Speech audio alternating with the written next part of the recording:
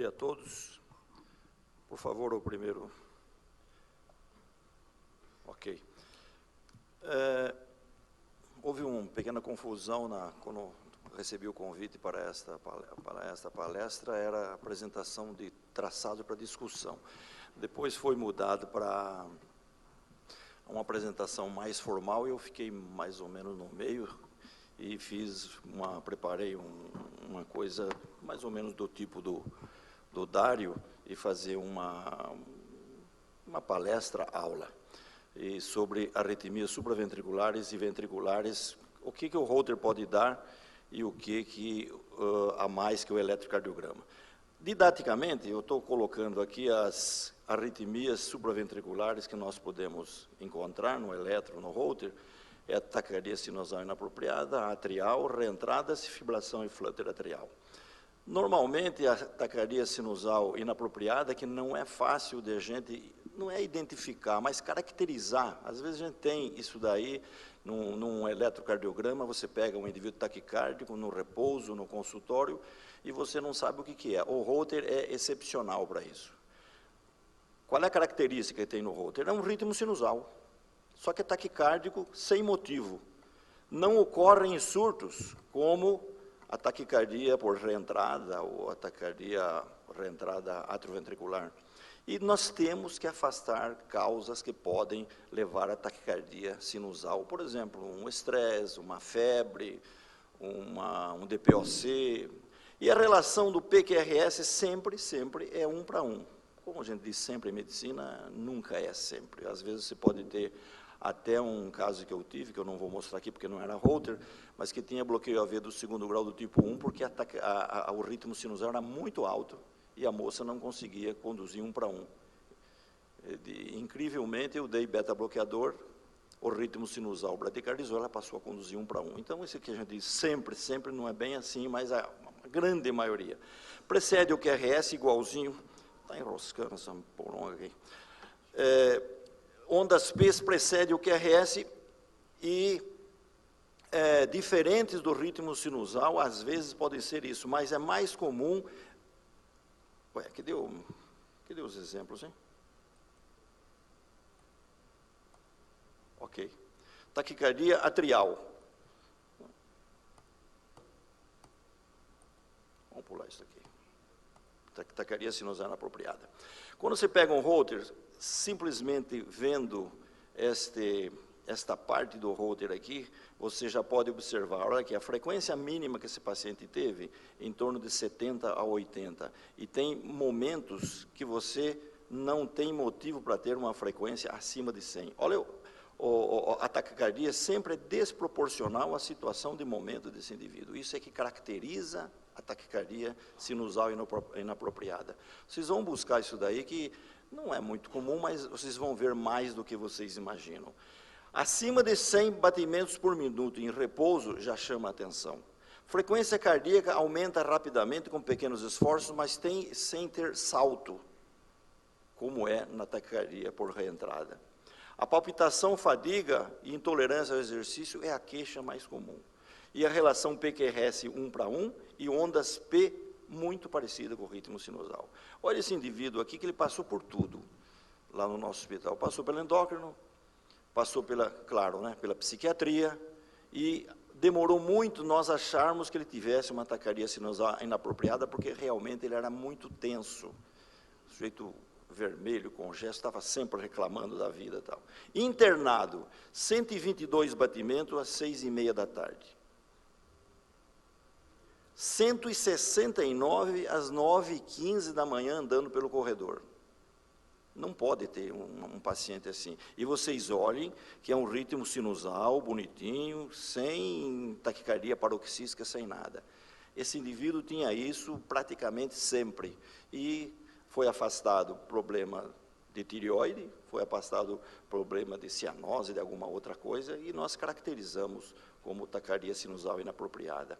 E o tratamento que nós fizemos para ele foi fazer um tipo de uma ablação, uma queima da região perisinusal, onde é a crista terminalis, e que tem algum resultado satisfatório. Nós temos 3 casos com isso daí, e parece que funciona razoavelmente bem. Fazemos com um eco transesofágico para identificar muito bem a região da crista terminalis. A taquicardia atrial não tem muita dificuldade pelo Holter, mas quando você pega um eletro, principalmente esses eletros de página, você tem dificuldade de saber, às vezes, o mecanismo de uma arritmia, porque você pega só esta parte aqui, embora tenha 12 derivações. No Holter você vê a entrada. Então, aqui eu tenho uma entrada de uma taquicardia dessa que caracteriza uma taquicardia atrial, mas que você tem que fazer um diagnóstico diferencial, isso que é muito, muito parecido com uma taquicardia por uma via anômala com condução decremental, que nós chamamos aqui popularmente do tipo Kummel. É muito, muito parecido. Você pega isso aqui num eletrocardiograma, mesma entrada, isso aqui é Kummel. Só que a taquicardia tipo Kummel, ela é incessante, costuma dar em jovens, pessoas mais jovens, mas a aparência eletrocardiográfica é isso. Agora, com o Holter, você corre o Holter. Olha, nesse momento aqui, você tem uma onda P que bloqueou isso aqui numa taquicardia por via decremental, é quase impossível. Ele reverteria a taquicardia. Então, isso aqui caracteriza, com grande probabilidade, uma taquicardia do tipo automática atrial. As reentradas pelo Holter nem sempre também é muito fácil de ser identificar, mas se você tiver, tiver um pouco de paciência, você corre o Holter e vê essas coisas aqui que vocês estão vendo neste pequeno traçado, que no eletrocardiograma, principalmente de página, é quase impossível de você pegar. Isso aqui é muito difícil. No eletrocardiograma antigo, que soltava a fita, que você não queria economizar, aí você poderia gravar. Se bem que o Holter de página, você tem a parte de monitorização, que dá para fazer isso daqui. Mas no consultório, pelo menos eu não tenho paciência nem tempo para ficar monitorizando. Eu faço o eletro de página e paramos por aí. E no Holter você tem isso aqui. Aqui é um ritmo taquicárdico, fácil de identificar, aqui é o ritmo sinusal. Mas se você for ver na reversão da arritmia, antes de entrar num ritmo sinusal bem bonitinho, você tem isso aqui, ó, um QRS com essa parte final do QRS proeminente, e depois você tem um complexo QRS aqui normal. Ué, esse aqui é diferente desse.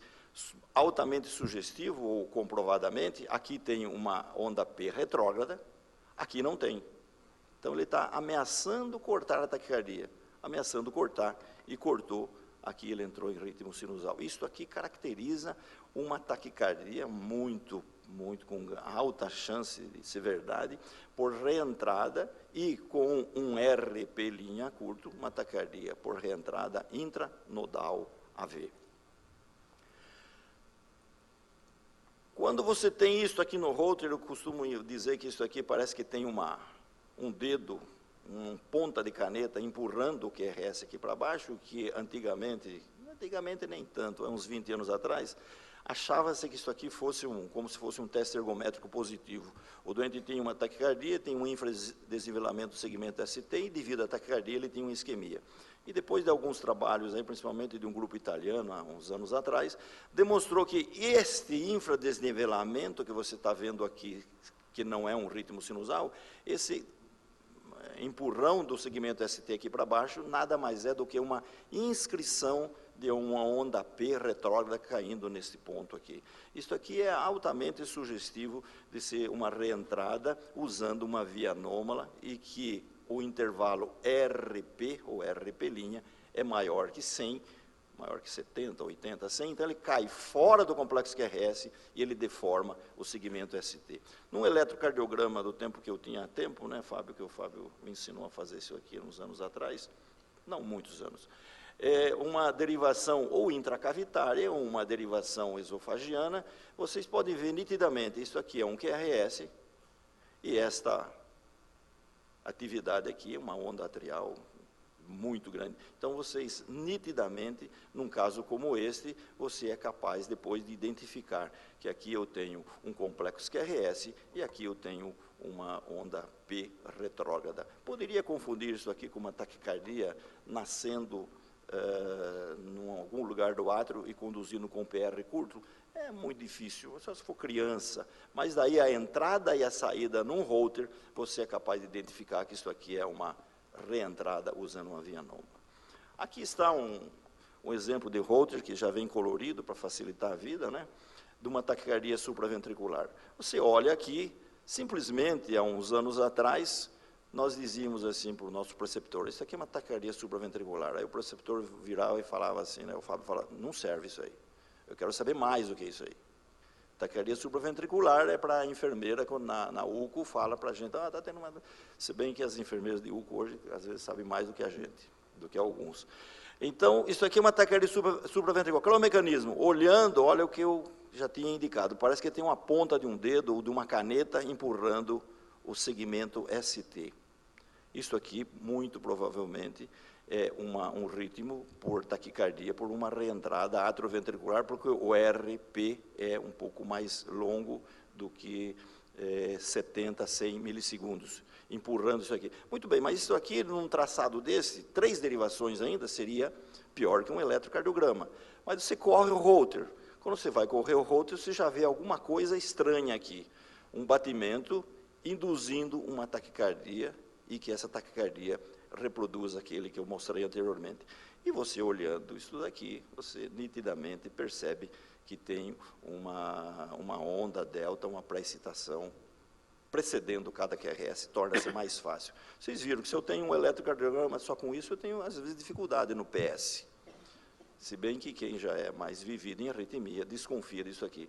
Mas o Holter me informa isso, e se eu tenho um traçado desse, ainda mais elegante a demonstração, muito mais elegante. Eu tenho complexos QRS normais, entremeados por um Wolff, por uma pré-excitação intermitente. Disse que isso aqui é benigno, mas você vê que ele tem taquicardia, então não é porque ele é intermitente que ele pode ser benigno, ele não vai ter taquicardia, não vai ter fibrilação com frequência alta. Pode ser que num momento de um estresse, de uma alta descarga adrenérgica, isso aqui pode provocar. Fibrilação em flutter não vou mostrar, porque é muito simples no Holter, no eletrocardiograma, e o doutor Dário já fez alguma coisa, já mostrou para nós. Isso tudo aqui no Holter é o drama que acontece, não só no Holter, mas como no PS. Taquicardia supraventricular, aberrância de condução, e taquicardia ventricular. Qual é a diferença? Isso aqui é muito fácil, o Holter até já vem pintado. Eu tenho uma taquicardia supraventricular, muito provavelmente uma taquicardia atrial, com aberrância de condução, mas o indivíduo já tinha uma aberrância prévia, ele tinha um bloqueio de ramo. Então, isso aqui, não sei se nós chamaríamos isso de taquicardia supraventricular, atrial, seja lá o nome que nós vamos dar, com aberrância de condução, porque o indivíduo já tem aberrância. Deixa para vocês dar o laudo do jeito que vocês acharem melhor. Isso aqui, para mim, é uma taquicardia com o mesmo QRS pré-existente. Já tinha aberrância antes. Como é que nós caracterizamos pelo Holter uma aberrância de condução? O traçado costuma ser uniforme. A taquicardia ventricular nem sempre é uniforme, nem sempre. Configuração do QRS é bem delimitada. Olha aqui, você vê onde começa no ritmo sinusal e na taquicardia, durante a taquicardia também. Você vê onde ele começa. É bem delimitado. Duração é maior que 0,10 ou 0,8, que é o normal do QRS, mas costuma ser menor ou igual a 0,12. Muito difícil chegar a 0,14. A não ser que o indivíduo tenha um bloqueio de ramo esquerdo, como ontem foi discutido um caso lá, que o bloqueio de ramo esquerdo tinha 0,16 em ritmo sinusal. Uma taquicardia supraventricular, daquele caso, vai dar um QRS muito alargado. A relação P-QRS, ou QRS-P, retrógrado, P', está sempre presente. Presente que eu digo, não é 1 para 1, eu não escrevi 1 para 1. Pode ser 1 para 1, pode ser 2 para 1, mas guarda uma relação. E o RP' é menor que 120, com P dentro do QRS, quando você tem uma aberrância de condução. Então, numa reentrada nodal, você tem um bloqueio de ramo direito, o RP' costuma ser 70 a 80, o bloqueio de ramo direito tem 120, logicamente, vocês não vão ver esse P' no Holter, no elétron, onde vocês quiserem, ele vai cair dentro do QRS. Aí está uma dificuldade maior. Por isso que nós temos alguns dados, alguns aspectos que você tem que ver. A entrada, principalmente a entrada da arritmia e a saída, e analisar os complexos QRS. Dá uma olhada nisso daqui. Esse é um traçado que você olha assim, isso aqui parece uma taquicardia ventricular, num indivíduo chagásico, não é muito comum essa idade, mas Chagas com essa idade, e síncope, isso aqui é taquicardia ventricular. Aí vocês vão ver a entrada dele, olha aqui, estes batimentos da taquicardia ventricular interrogado é muito igual em ritmo sinusal. Então, isso daqui é uma taquicardia supraventricular. Eu gosto muito de chamar a atenção, e tem até um trabalho, um informe aí do Dr. Gruppi, naqueles folhetos do Instituto Cardios, exaltando este fato também. O primeiro vetor. Normalmente, num ritmo sinusal, a onda para ativar o ventrículo passa pelo septo. O primeiro vetor passa pelo septo. Então, a arritmia supraventricular, na grande maioria dos casos, quando não tem ramo esquerdo, tem que ter o primeiro vetor, que é o vetor septal. Então, eu costumo analisar esse vetor septal e comparar durante a taquicardia, durante a arritmia e em ritmo sinusal. Isso aqui é um dos mandamentos que tem alguma sensibilidade, alguma especificidade, mas nem sempre isso daí também funciona, porque às vezes o indivíduo tem uma fibrose septal por um infarto, qualquer coisa, este dado aqui falha. Taquicardia ventricular no Holter continua sendo um drama. Olha aqui um trabalho não muito recente, mas que vocês podem olhar. 80% das arritmias com complexo QRS largo, diagnosticado por estudo eletrofisiológico pelo Maksud Akhtar, 80% é TV. 14% é supra com aberrância e via anômala, alguma coisa ali por perto de 5%. Muito bem. Características gerais. Eu vou chamar a atenção principalmente isso daqui. As taquicardias ventriculares costumam aparecer, se instalar em portadores de cardiopatia. E principalmente quando tem cardiopatia isquêmica. No nosso caso aqui, um chagásico. Quando tem chagas, você já começa a pensar que é taquicardia ventricular, mas aquele caso que eu mostrei não era. Então, isso daqui é muito importante quando vocês vão analisar o Holter, pena que nenhum clínico informa que o doente teve. Ninguém informa que o doente teve, então nós temos, às vezes, dificuldade para identificar isso aí. Mas dos 122 pacientes com taquicardias ventriculares, publicado pelo Akhtar, 39 tiveram diagnósticos clínicos corretos, ou seja, 32%.